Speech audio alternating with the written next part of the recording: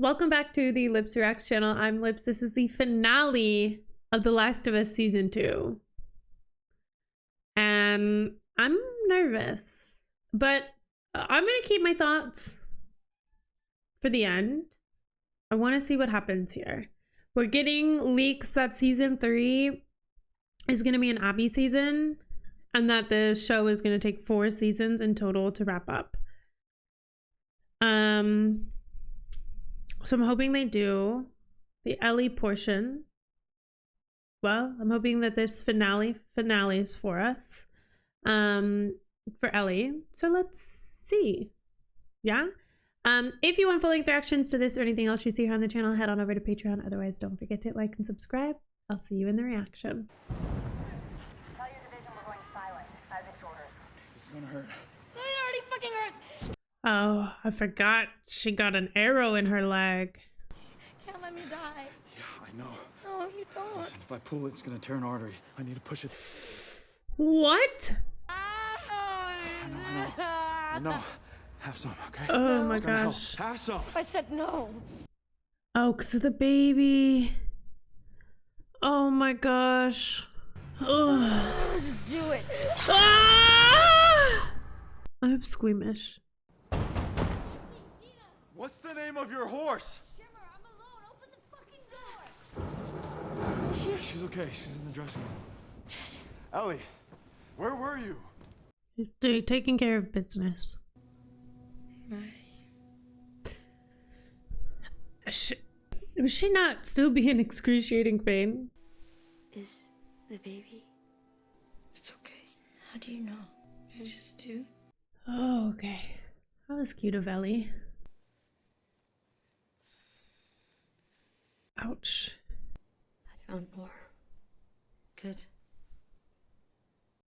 Damn. Dina means business. Whale and then wheel.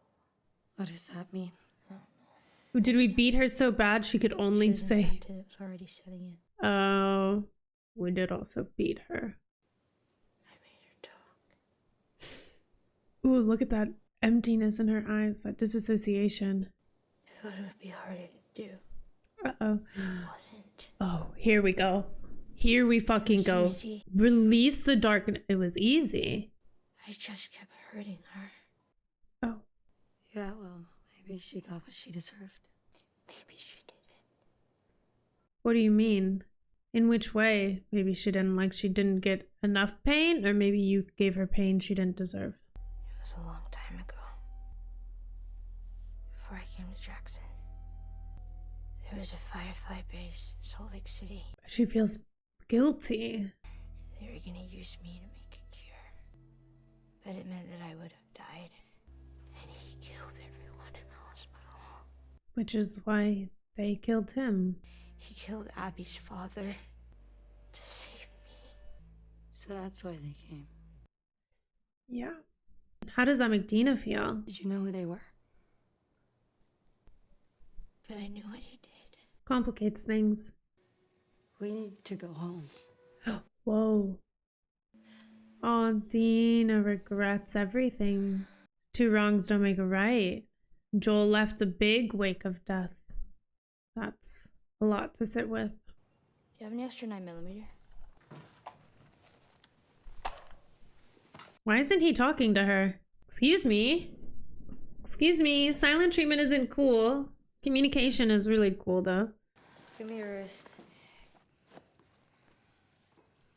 Oh. It's for good luck. Not sure it's been working for you. Oh. I can do this Yeah. alone if you want Ellie to stay. No. Oh, they're going out without... Oh. Because we gotta go get Tommy. That is an interesting, like, she gives it to Ellie instead of Jesse right in front of his face. Kind of fascinating, isn't it, actually? Where's the rendezvous? Bookstore. Maybe we'll be back by You ever tell me Shimmer. How you found the theater? You ever gonna tell me what happened to you last night? No, I can't tell you that, actually. Followed the likeliest path into the city. Found the place you stashed Shimmer. She's still Oh, there, doing all right. Not that you asked. okay. Well, yeah, because I didn't know that you'd seen her. That's how I found the theater. But we didn't get to the theater. It sound easy. in a took 2 normal days. way. A lot of close calls. Thank you. I mean it, honestly. Jesse's pissing me off right now. I know you're angry. Last night, Dina said, I can't die. I don't want to die. And then I offered her whiskey and she refused. That's weird. I don't know why. Yes, you do. Okay, but why are you mad at us? Okay. I see the way you two look at each other. Yes, well, Ellie didn't put the baby in her belly. And I bet she even tells you things she wouldn't tell me. Yeah, Like but how that's she's not... pregnant. Yeah, but that's not Ellie's fault. Damn it. She's obviously gonna tell you.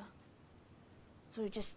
It's not like it was a good time, Jesse. None of this has to change things between us. Everything changing doesn't have to change things. That is a fair comeback. Okay. Because of you, we're stuck in a war zone.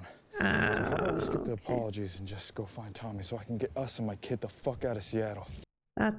It feels a little unfair. It feels a little unfair. The anger, it's just, I think, a little misguided, a little hasty, unnecessary. We have to work together. That doesn't make me feel super safe that There's he's... more than one of her? I guess so. Oh. Yeah, wait. We need to move faster. Oh my god, you can see the tunnels. Ah! Season 3 is gonna be so cool. I think Jesse should truly be mad at Dina. Well, he can be mad at both of them. It's just unproductive is what it feels like, you know? Just give it a Wait, so minute, there's see if it two dies down, hers? And then we'll... Or even more? Well, fuck. The world is not in balance, but I have done my part to right it. She got me. She got me. She got me. Yikes. It's bigger than just you, Ellie. Think about Dina. Think about the baby. There's 6 of them, 2 of us. You fucking kid! Ellie, these people are shooting Yeah. each other, lynching each other, ripping each other's guts out. Even the kids. Can't fight everyone's battle for them. This is not our war. It's kind of Ellie's, though. Huh. Orders have been relayed verbally. Everything's set. All the officers are on board. But I think the rank and file are a little scared. Aren't you? Aren't you? Yes, I am. We'll start the staggered loading. Any word on Abby? Oh, yeah, do Not tell. since yesterday. And we still haven't found Owen. Where the... Mela's missing now, too. Well, I know where... So her Well, entire wait. crew just disappears. Tonight of all nights. We still have Manny. Well, we have a lot of Mannies, don't we? But only one Abby. But we have an entire fucking army out there, and you're acting like she's the most important. You in love with her or something? No! By the time the sun comes up tomorrow, there's a very good chance you'll be dead. There's an even better chance I'll be dead. Right. So then what happens to that entire fucking army out there who, despite their badass name, are very much sheep? Oh, what? Oh, should tell it like it. So you want Abby to lead everyone. It was supposed to be her. But she didn't show up. Because she has her own agenda right now. Unless... Well, she's fucked off, Isaac. She's... Maybe it wasn't. True. Maybe it wasn't. Maybe you wanted it to be her. She's not super loyal to this cause, though, right? Like, it's a convenience for her to have had the backing of the WLF while she wanted to go on her own revenge. Now she's gotten her revenge, and I don't know. Maybe that your she's... Yeah. But what if he's in trouble? What if? He is in trouble. We're all in trouble. Okay, fair. Yeah, we are all in trouble. Here we are again. In You trouble. and me in bad fucking weather. Yeah, Jesse, can we talk about some stuff? Everything's got a moral if only you can find it. Is that what that just said? Yeah. We're gonna have to have a long yap session at the end of this, okay, guys? The monster at the end of this book. You picked a good one. Should have thought of that. Oh, it's good for Dina. Right now we got a lot of problems. Like a wounded pregnant girl. Maybe Tommy's dead. Let me at least just get this one off the table. Okay. Communication. Love it. I love her. Yeah, we know. But not the way you do. Oh, okay. Then why are you acting personally, like, victimized? The Remember baby that thing? group that stopped by Jackson for a few weeks on their way south to Mexico? There was this girl with them. She was selling paintings. You love her? Were they good? No, I bought 4 of them. That fucking feeling. Oh, Falling for Jesse. someone, they're falling right back. Oh, it is magical, isn't it? But she couldn't stay. Didn't want to abandon her family like that, so she asked me to go with them instead. And I wanted to. Why didn't you? Because the people of Jackson took me in, raised me. That's your family. Because everyone there is counting on me to be the next Maria. Big shoes to fill.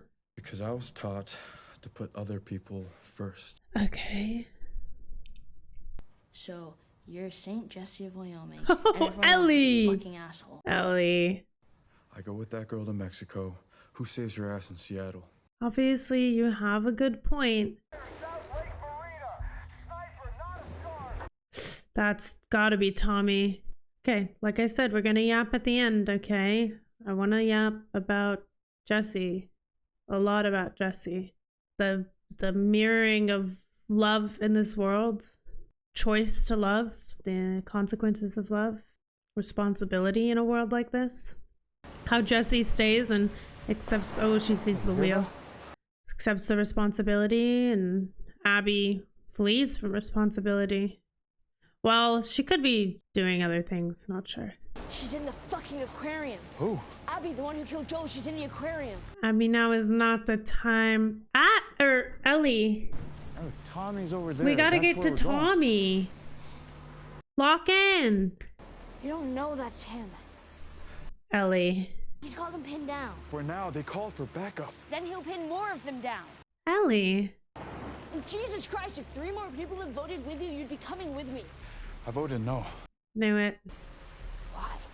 Because everything you do for you. Ooh, oh, shit. Kind of true. It wasn't in the best interest of the community. Fuck the community! You think you're good and I'm bad? You let a kid die today, Jesse. Which is why he wasn't in your community. Oh, good call. True. My community was beaten to death in front of me while I was forced to fucking watch. So don't look at me like you're better than me, or like you'd do anything differently if you were in my shoes. I don't know. I think he would. But I don't necessarily think that means he's a good person or that that's the right I thing. hope you make it.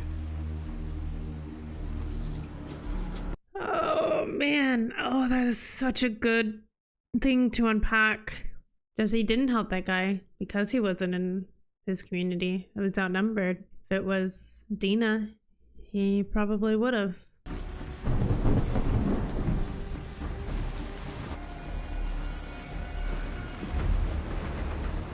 Oh. She was gonna shoot them. Oh, well, good thing she didn't. Holy shit. That's a lot of boats.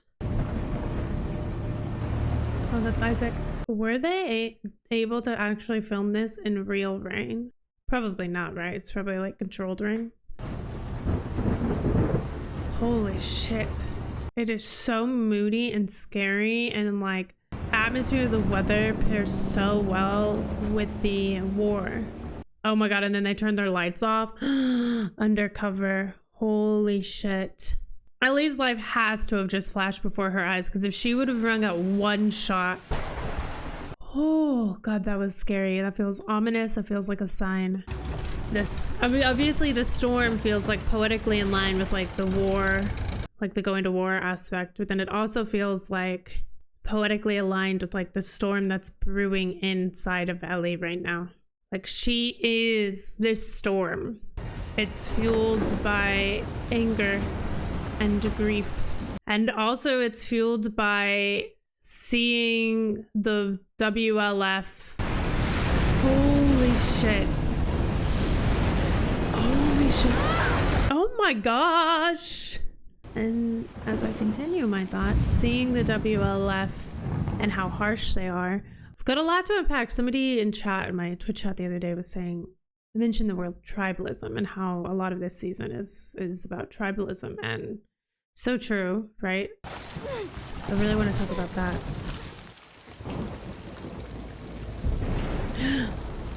It's just a little kid. Uh-oh, that's not good. You gotta... Yep. Those are the Sarah fights. Oh no. I'm not a WLF. I'm not a WLF. I'm not a WLF. I'm not WLF. I'm not WLF. Please stop. I'm not WLF. Fuck. Whoa.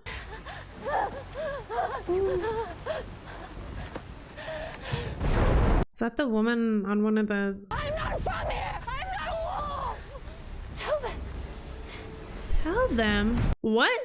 Damn. You know what? They do teach these kids to be murderers, so that's crazy. Isaac was right about that. Oh, man. What? Oh. Gotta go. Leave her. Yeah, that's right. There comes that tribalism theme. To go back to the symbolism of the storm, I do think sometimes that grief can be all-consuming in a way that is destructive to yourself, and revenge, for that matter, which I kind of feels like that wave, you know, part of the storm. It's like so strong, so powerful, so capable of wrecking things in its path by being big and uncontrollable.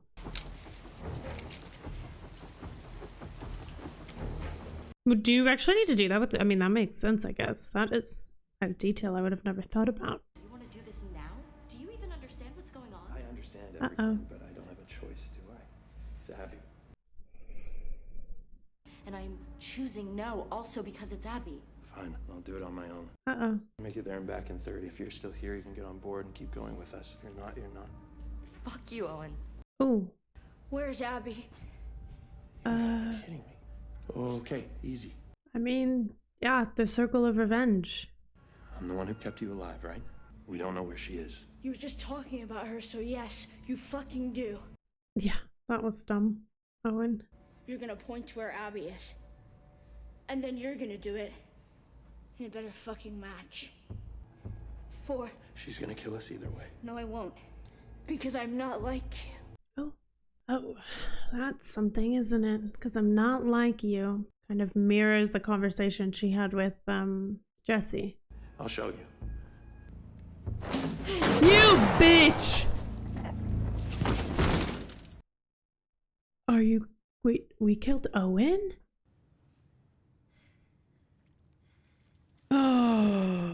Oh my god, we sliced her artery. Oh, for a second I thought she was about to live. Do you have a knife? I have like 30 seconds. Get the fuck over here, please, please, please. You're gonna take it out. Take it out? Take out...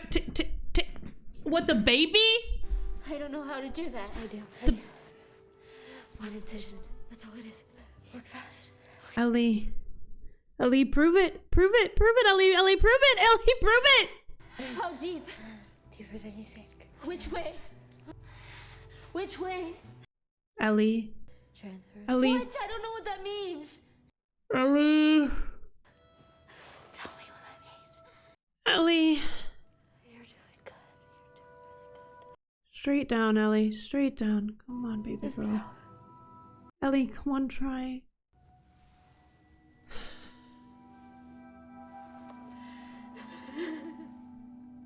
Ellie. Oh, God. Tommy. Hi.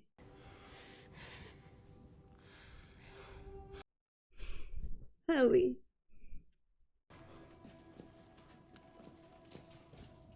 That doesn't help how Jessie feels. And the pregnant, and Mel's been seeing how she's pregnant. Oh, Ellie. Oh, Dina can tell. Dina can tell that didn't go well. Oh, that feels so bad. They do such a good job of mirroring stories, mirroring the themes. Get the horses at first light. Don't look back. Jesse, look, I get it, but your attitude is so... fills the room with darkness and towards your own community. They made their choices.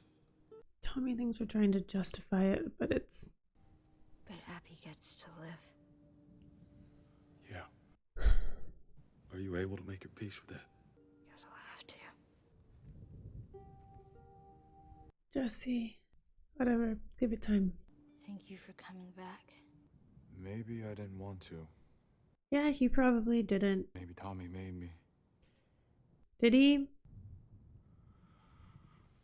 No, he didn't. Nope. Then, yeah. If you care about your community... You're a good person. Well... Yeah. I think he tries. I think a lot of people Also, try. the thought did occur. If I were out there somewhere, lost and in trouble, you would set the world on fire to save me. Hey, that is true. No.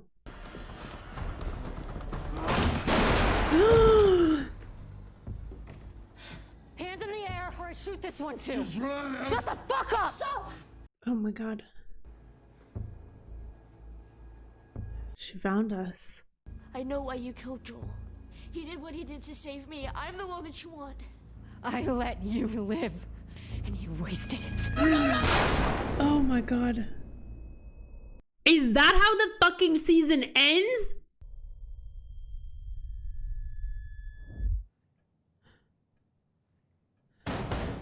Hey. Holy shit. That is such a cool thought. Like the way that, like originally even Naughty Dog was like, okay, we're taking Seattle. What in Seattle? Using the stadium. Let's use the stadium. That's wild. And then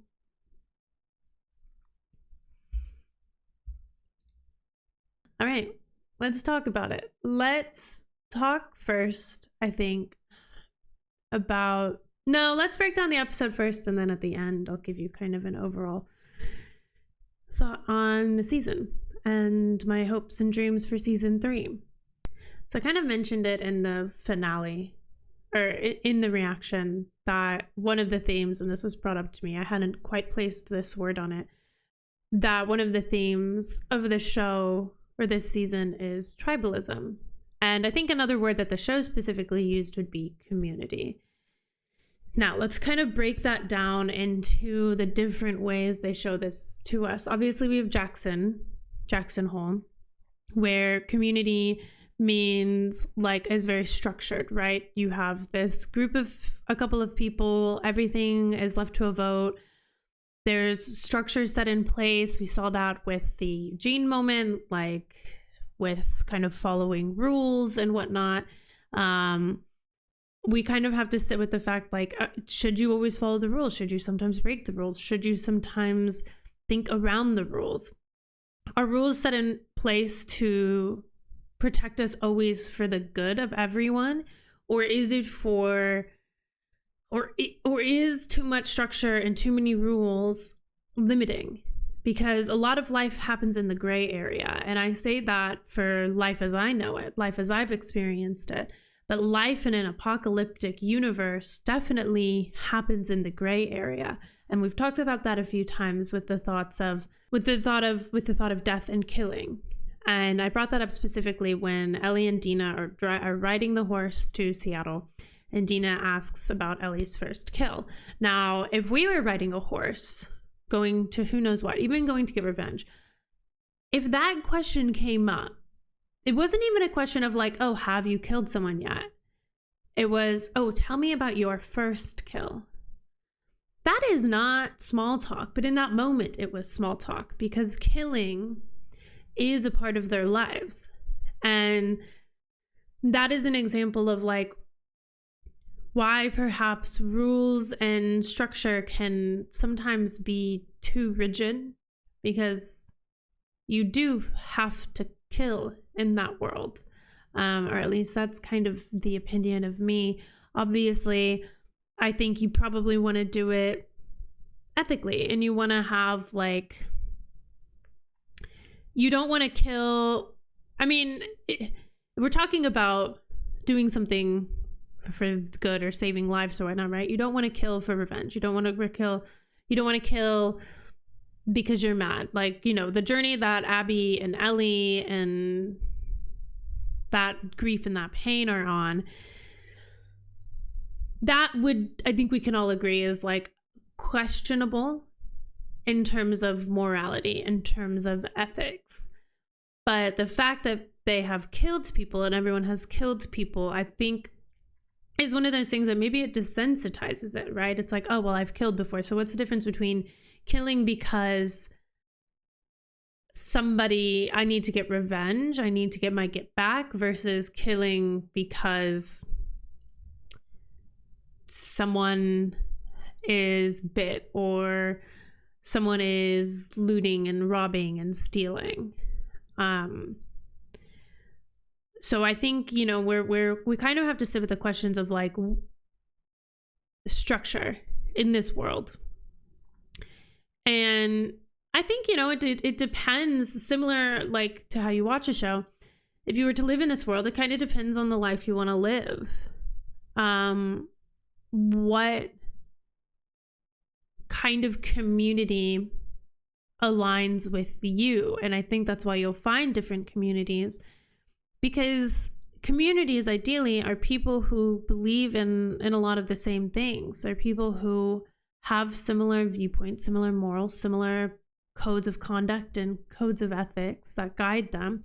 And then they come together and it ideally makes living life easier. You have someone to share the burdens of life with, especially in an apocalyptic world. It's like you see it so well in Jackson, where everyone has a role and everyone has a job and everyone helps keep the community safe. And to break any of those, that's why there's like voting and stuff, because, you know, to change the way you do things or to break the rules is to put everyone in danger. And that is like also one of the reasons why I sided with Joel's decision with the Eugene of it all, because not to discount Ellie's anger and frustration at all. I think she's incredibly valid in that. I think like understanding and contemplating where someone's anger and frustration becomes kind of either like a self-harm or becomes a tool and a weapon and a dagger that's hurting people is kind of more of the discussion, because there's always going to be those moments, but how are the people handling them, right? It's kind of like life. Like how does each person choose to self-soothe? Like, and when you have pain and you have loss and you have anger, like how are you choosing to exist in the world? Are you making it everyone else's problem? Are you dealing with it and trying to minimize the negative effect it has on other people? Or are you allowing it to become bigger than just you and ripple affect the world around you? But so with those feelings, it's like kind of choosing your adventure. Like, do you want to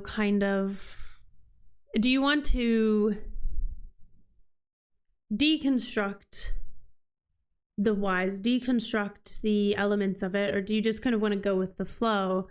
Do you want to fight against every decision that's made in this, or do you want to kind of see what they have cooking? Now, I think the experience of this season, not to get too much into how I feel about the entire season, but the experience of this season did not, in my opinion, or from my experience, lean very well to a 1 episode a week drop.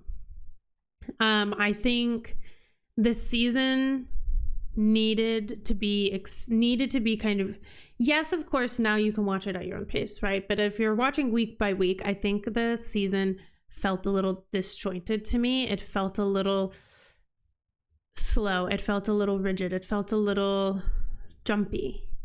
And I kind of wish that I could have just watched all 7 episodes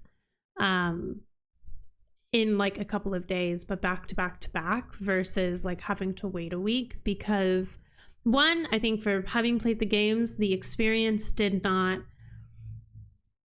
differ enough to really justify that week between, because I didn't really feel like entranced by it. I was just kind of like, I was just kind of sitting there being like, okay, I want to let them keep cooking. I want to let them keep cooking, but the doubts kept piling up. Now again, I'll leave my like full thoughts on this season as a whole at the end, and I'll timestamp that for you. But now I've lost my train of thought. So this in and of itself might be a little disjointed for you, and I apologize for that. I'm running off the rip. I have a note of a couple of things that I want to talk about, but it's really just like 3 bullet points, a quote, and I read like some of the stuff that Craig Mazin had said about the season, and then I literally just wrote down the word consequences. Yes, back to the aspect of tribalism, of community, of choices, of how you experience the journey. I think that's going to also be individual. So individual, because you're always going to watch anything with your own life experience attached to it. And you are going to judge people based on your life experiences and your code of conduct and ethics. So you can never truly experience anything without doing so. You can like pull things apart, but I mean, you're always going to have like desires, or maybe not even desires, but you're going to have maybe reactions to things based on your life, based on your feelings, based on your traumas, your hopes, your dreams. And I think with a show like this, I think the themes and the concepts of it feel so relatable in a lot of ways. Of course, the thirst for killing, and that maybe not for me, at least personally. But the themes of anger, the themes of grief, the themes of resentment, the themes of revenge, the themes of kind of regret, the idea of, anger and revenge and whatnot, creating consequences, like that feels super relatable. The apocalyptic backdrop allows the feelings to be enhanced and feel more dramatic and feel more intense because the world setting is a lot more intense. It also allows for a little bit more of the killing aspect to be a little more justifiable or understandable, or maybe perhaps even stomachable to some extent, right? Now, of course, even in this world where we can accept and understand that killing is a part of it, killing for revenge does feel a little bit or a lot of bit wrong. And I think that's one of the things that for someone who played the game, something that like a feeling that I've already sat with is that I've already had a lot of feelings, thoughts, conversations, contemplations around what justifies revenge. When is revenge justifiable? I've done the side super hard with Ellie and allow her to run the narrative and be on her side fully journey. I've done that. And the end of the game kind of opened my eyes to being like, whoa, this wasn't worth it. Like Abby said, I let you live and you wasted it. I let you live and you wasted it.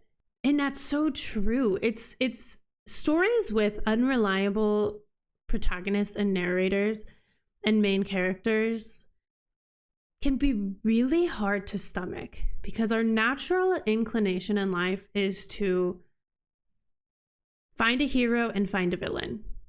And the natural way to tell stories is to have a hero and have a villain. And so when you have this natural layout of how stories are told, and you experience this story and you have this connection to Joel and Ellie, then you like pick up Ellie, slide her in the hero slot, pick up Abby, slide her in the villain slot.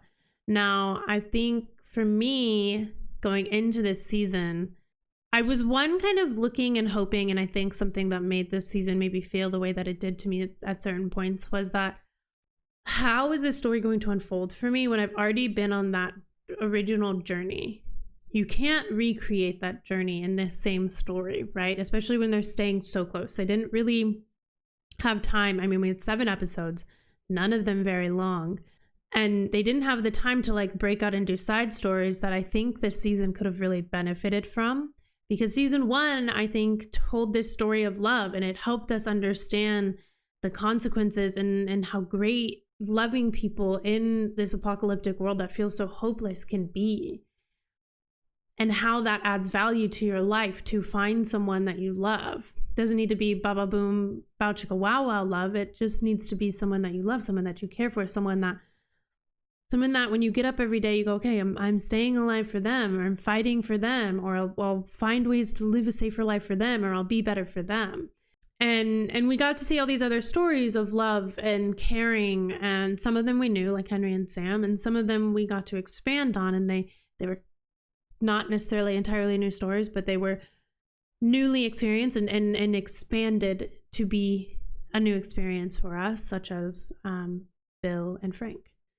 And I have a whole video based on like breaking down the themes of love and how crucial and critical and cool I think those side stories were for us in season 1. And that is a really like, it's a little video essay. I would love to do more video essays, but it kind of has to be like when inspiration strikes. Inspiration did strike for that one. So if you want to go watch that, it's relatively short. It's all also like written out, so it's not like off the rip, which these moments are always off the rip. Like I can write myself a few notes, but I really just kind of like, and you'll see it in my eyes. My eyes are always darting around because my eyes are looking for the thoughts. They're looking for the sentences.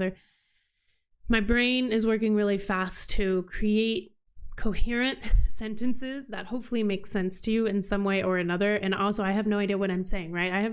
I'm speaking right off the top of my mind that like what I said 3 seconds ago, I won't be able to tell you word for word, right? So I'm gonna like, I forget things and stuff, but that was like fully written out speech and delivered in a way, and then like cut together with clips from season 1.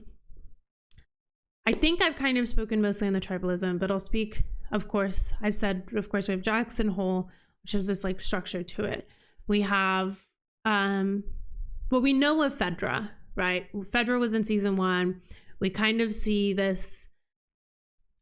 We saw Kansas City take down a Fedra location in season 1, or we saw what the aftermaths of that, right? And I think someone even said in season 1, like, yeah, well, unfortunately, yes, Fedra's gone, but the thing is that the people who took down Fedra, like, it's always this cycle of like hating an establishment so much you become it or worse. And we saw that in season 1, and somehow I kind of forgot that as we moved into this, right? Because like the moment with Isaac, when we meet Isaac and WLF, because this is what I'm leading up to. Fedra comes back in on season 2 when we see Isaac. Now, Isaac, part of Fedra. Isaac decides, no, I don't like what Fedra's doing. We're calling people voters. I think that's wrong. I don't stand for this. I object. This does not align with me morally. I'm going to murder all these people in the car because I find them to be awful people. They don't understand the world. I'm not for it. Murders them. Saves the one person he believes has an opportunity to be on his side. Gives him a choice. Joins the WLF. Then later in that episode where we meet Isaac, turn around to the end and we kind of see that Isaac, similar to what that person said in season 1, about Fedra and Kansas City and the takeover, Isaac has become what he despised. Now, again, this is one of those experiences that kind of calls you to be a little more, it can feel a little uncomfortable. It can cause you to sit with it a little bit more. Because my initial reaction to that was, yeah, well, you're at war with each other. Like, you know, we saw that WLF killed those kids. So, of course, I'm also kind of already like team Seraphite. But then you see that he's calling the Seraphites scars. And wasn't one of his issues was with kind of dehumanizing people by utilizing a phrase that mocked them? Yes, it was. He didn't like the association of the word voters used on people to mock them, to make fun of them. We stripped away your voting right, voters. Oh, you poor little sad voters. But then he's in this position where we sit in these silos and we think, my silo is the best silo. My community is the best community. If you fuck with my community, then you're wrong. And then so then you see him calling the Seraphites scars. And I have even called them scars, right? And that was even something that when someone commented about that switch in Isaac, I was like, you are so right. And so interesting, because like every time I've wanted to or thought about saying scars since, I've almost like, I think I've still said it a few times, but like I always go in my mind, I'm always like, oh, I wish I would have called them Seraphites. Or like, oh, I should probably call them by Seraphites. Like it is kind of a mocking term to utilize. So you see this cycle of people taking over to and becoming worse, equal to or worse than what they were. Now, Jackson Hole, I think, could be the exception to this. Maybe because it was a community that there was no community there to take over. It was a community that was built from nothing to something. But even in like, we see it even in season 1 where like, yes, we like everyone in Jackson Hole. Yes, we like that became a safe space for us. But we see how they accosted Joel and Ellie when they first find them in season 1, right? It wasn't very welcoming. It was honestly threatening. And they would have no questions killed us if that dog would have barked or like seemed to catch any sort of infectedness. And is that their right? Are they allowed to do that, right? Because like they're just protecting themselves, right? Where do we draw that line? Where do we make that choice? I think that becomes a community by community decision, which becomes a little iffy, it becomes a little hard to work around because there's never only going to be one community. And so you see this now where you have the Seraphites and you have the WLF. Similar territory, very different ways of living life. WLF seems to be more like a militia. They're very heavily armed. They have a nice, like, you see it in the stadium. They have, I saw like sheep in there. I'm sure they have food growing, similar to Jackson. I'm sure they have like a school system and like a system for like making decisions and leaders and whatnot. And then we don't know too much about the Seraphites. That is something that I really wish we could have gotten more of in this season. And I don't know if this season felt so short, if like the writer strikes affected it a lot, or if this was just how the story panned out for the writers. But I would love to know more about the Seraphites because we get a little glimpse into them and they are so fascinating. They're the religion aspect of it. Now we got a little taste of religion in terms of community in season 1. And it wasn't good. Okay, it was not good. That might have been one of the most harrowing episodes in terms of the leader was like one of the most despicable people we met in season 1. So this is an entirely different group. And it seems like maybe they worship a different hers. I don't know. That moment happened really quickly, and the last time I saw like a painting of a her was a couple episodes ago, or the last episode, again a week later. My recollection of little moments like that for a first time watching is not gonna be super, like I'm not gonna be able to recall that like vividly, right? So it's one of those things where like you don't really know what is important until you know that it's important. And so like I'll of course go back and watch that, but for the sake of getting this out in a timely manner, and I've already spoken, I don't know how much I'll be edited out, but I've already spoken for over 30 minutes, I think encroaching on 40 minutes. So, and I haven't even left my first bullet point. Actually, my first bullet point was Jesse, my second point was tribalism, but I chose to do tribalism first. So all of these communities, all of them have their ideals, all of them have their codes, all of them have their ethics, all of them have their morals. None of them seem to be all the same. There might be crossover, but then you have these two people going to war because they both want the space. They both want, they had a peace treaty for a while, And I know they kind of brought up that it ended, but we don't really have a full reason or explanation of why it ended. Now, the Seraphites do scare me. And I think that's why I want to get to know them. I think that's why I wish to know them more. I think one of the things that this story does really well is it goes, oh, you think someone's bad just because they are choosing to hurt someone that you care about? Well, what if I told you that the reason why they're doing that is because X, Y, and Z? And then you have to go, oh. And you either have to go, well, I don't give a fuck. Maybe you don't. And that's your choice, right? That's your choice. That's your choice of how you want to experience it. You can choose to stay stubborn. You can choose to stay, aligned with your original thought. Or you can go, ooh, maybe I don't fully agree with them, but maybe I can see why they made that decision. Or maybe I can start to kind of understand it. Not forgive, not release them of the pain they've caused, but I can be like, oh, I see this very interesting point you've made.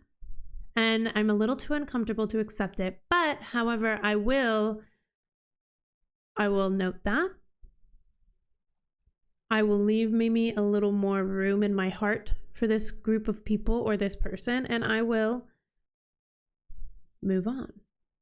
I will let the duality of certain situations sit with me. And I love that. I think it handles duality well. Like with Ellie.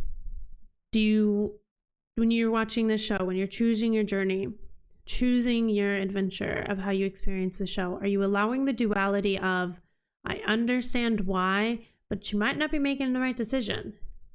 Or are you in an experience where you're like, I don't care what Abby's reasons were. I don't care that it's kind of feeling tit for tat. I don't really care. My favorite person, Joel, was murdered. I'm murdering back. I'm murdering the person who made this happen. And again, I'd like to say what Abby said. I let you live and you wasted it. Is this path, is it wasting your life? One of my bullet points was, what does make a good reason? What makes a good reason?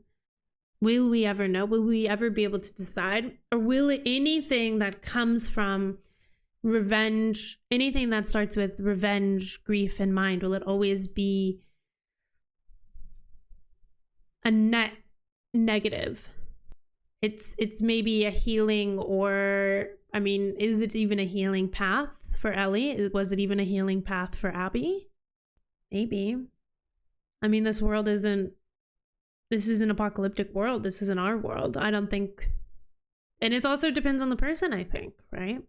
So the Jesse of it all, right? I think Jesse's death is right up there with Joel's. It's not of the same caliber, but I think his death in this show is a pivotal moment. In this game, in the show, both, it's very pivotal.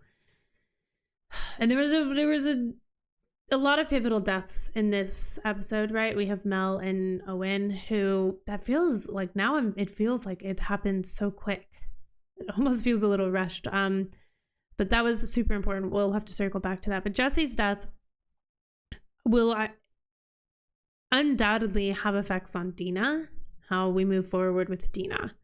Now, Jesse, I had a little bit of a tiff with him today.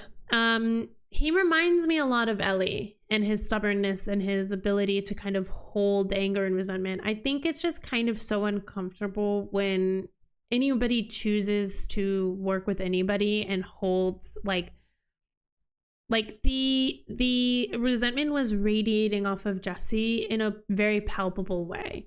And that's not me saying that it's not justified, that he's not allowed to feel that. He's surely feeling very scared. He now knows that he has a kid coming.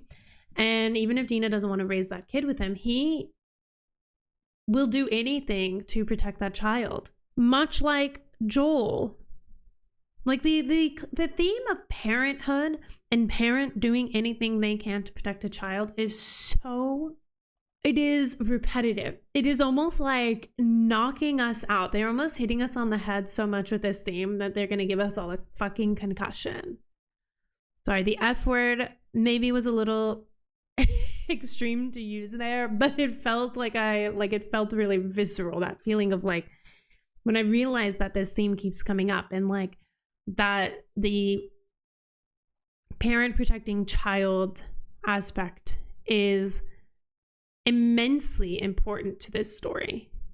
The parent in this apocalyptic world, finding something to love, creating something that you love, creating a life, bringing life into this world when for so many reasons I can think of, it's not worth it, right? It is important to the stories. It is really devastating to think about like how much loss happens, how many people aren't able to protect their kids. And then also seeing these kids or these kid figures going and trying to revenge for their parents, you know? But you see this fear in Jesse. But yeah, I think it's just kind of like one of those things which I don't think the feelings were wrong. I think the communication choices were perhaps hasty and unproductive, right? Maybe a better time, maybe a safer time. I think for me, something that I always come back to, especially in apocalyptic scenarios, is if you are choosing to work with someone and you have a grievance with them, if you are choosing to go out there and you may have to pull your gun on people, or you may have to make a decision to either protect yourself or protect the group, you need to put your grievance in a pocket and pull that shit out when you guys are safe. But they had that sweet moment where Jesse was like, but I do understand that you would have come to save me no matter what. And that is true. Sometimes to Ellie's own fault, she will go to care for her people, whether it be to take care of them, whether it be to like get revenge on their behalf. You know, it's Ellie's code of conduct. It's Ellie's way of justifying the fact that she's living and making sense of a world that has been really unkind, really cruel, really unfair, really confusing. I think that's kind of her trying to make sense of everything. But I think that recognition from Jesse in the end really summed it up. It's just, and I thought the tension was it was done very well. I don't like disagree with how it was run in the moment. I just was like, it stresses me out. Okay, it just stresses me out. I'm like, stop being mad at each other. You can be mad at each other when we're safe. But when you're mad at each other out in public, you're stressing me out. We don't have time for this. Life is not safe. But also, speaking of Jesse, we have a couple of really good moments with Jesse. We have this moment that I think puts a lot into question. Puts into question like what is right and what is wrong, and how do you choose what is right and what is wrong, and how do you choose what community means to you? Because I think Ellie has a great point that Jesse didn't care because it wasn't his community. And Ellie has this ability to care for people that she doesn't know.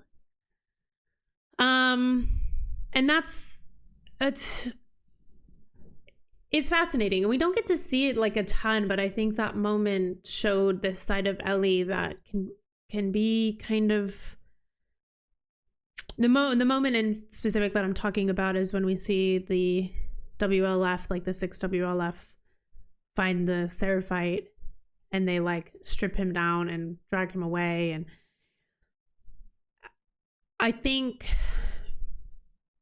that was a great moment of showing a side of Ellie that is a good thing to kind of, talk about. Is that what makes a person a good person in this world? Does keeping yourself safe make you a bad person? Does seeing the big picture that, like, I think I'd probably be more on Jesse's side, that we have to get to Tommy, and we also need to find Tommy, and also we need to stay safe for Dina, and also I have a baby on the way. Jesse, not me, right? Like thinking of all these things that matter a lot to him and why he wants to selfishly stay alive and why putting himself in that situation to save someone that he doesn't know isn't something he's willing to do.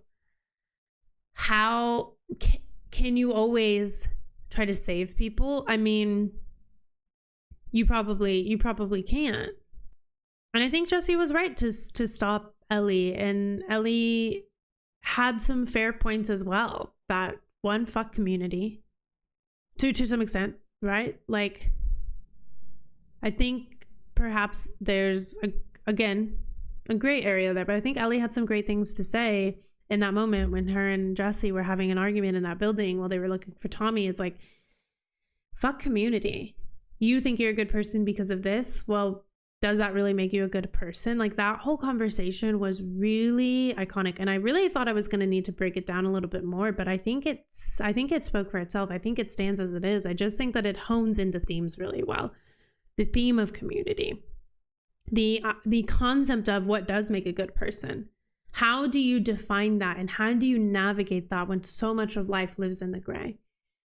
When to be a good person relies on this very binary way of thinking, this very black and white way of thinking that just truly doesn't support or exist in the world.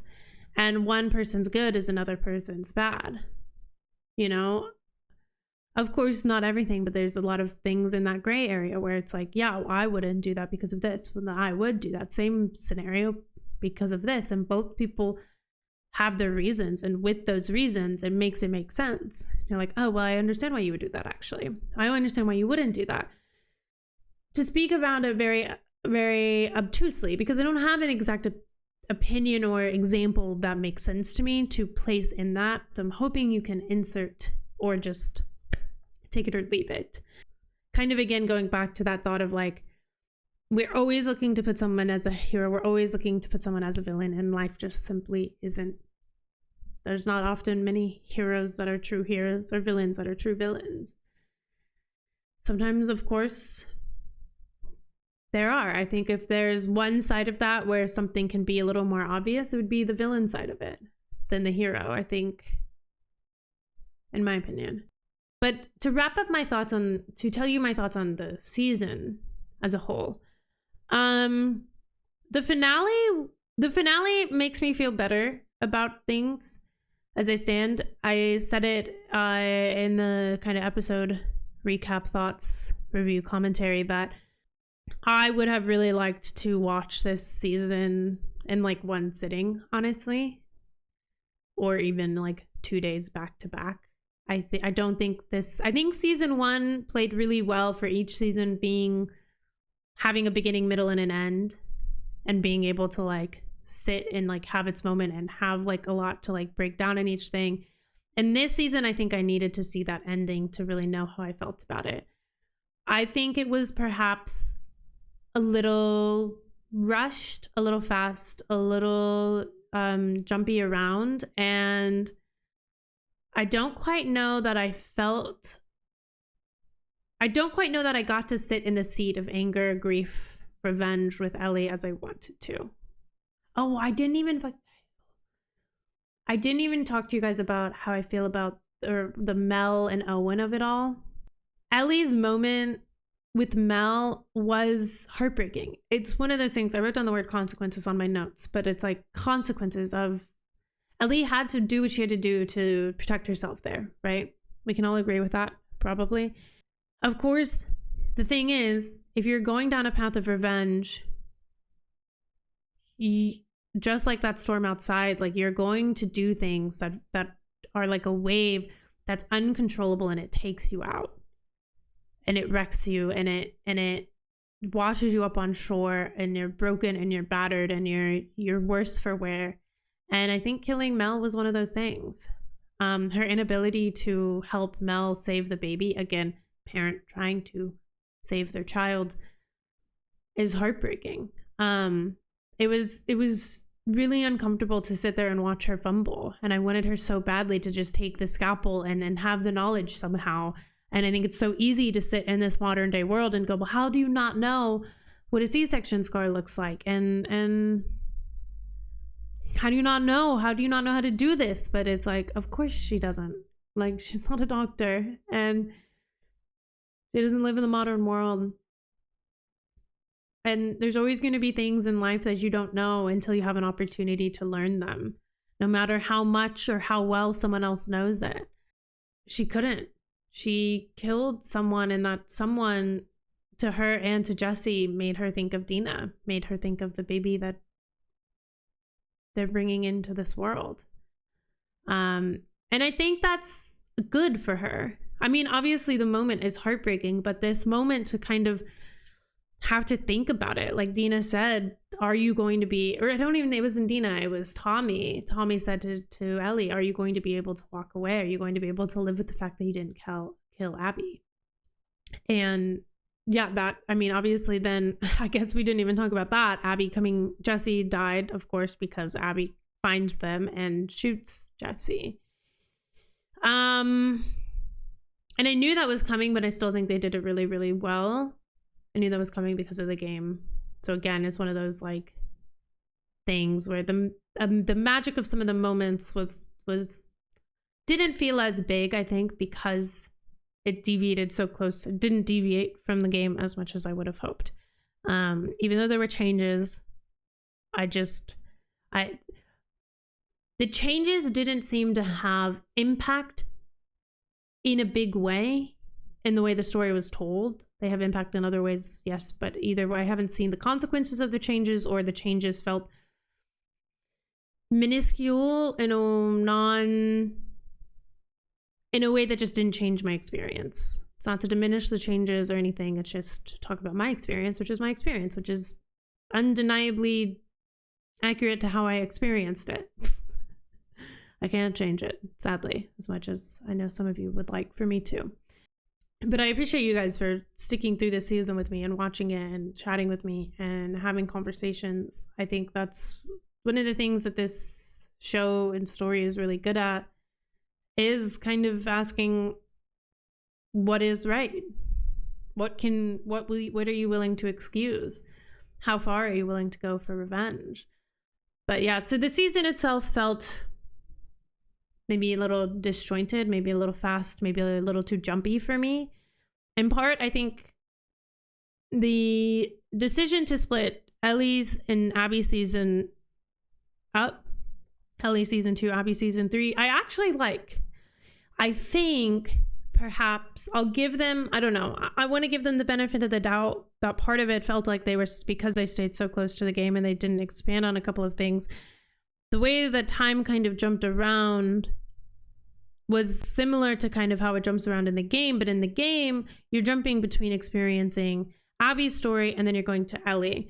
Now, something that was really palpable in the games for me was revenge and anger and grief, but also like not giving a fuck what kind of wake we left behind us, not caring a damn that our revenge, our anger, our grief was so vivid and so bright and so catastrophic to other people that they might also have their own revenge, anger, and grief, and not caring about that, like being so blindly loyal, but also feeling so angry. And I don't know, I didn't feel in the seat of that. And I've always kind of questioned, is that because I've experienced the story, or is that because they played Ellie a little more, not, I wouldn't say nuanced, but a little more internalized, a little more solo dolo, thinking of a word, I don't know. But yeah, so those are my thoughts. I think the season finale was exhilarating and leaves me with hope. The experience itself, again, I just wish it didn't feel like enough time.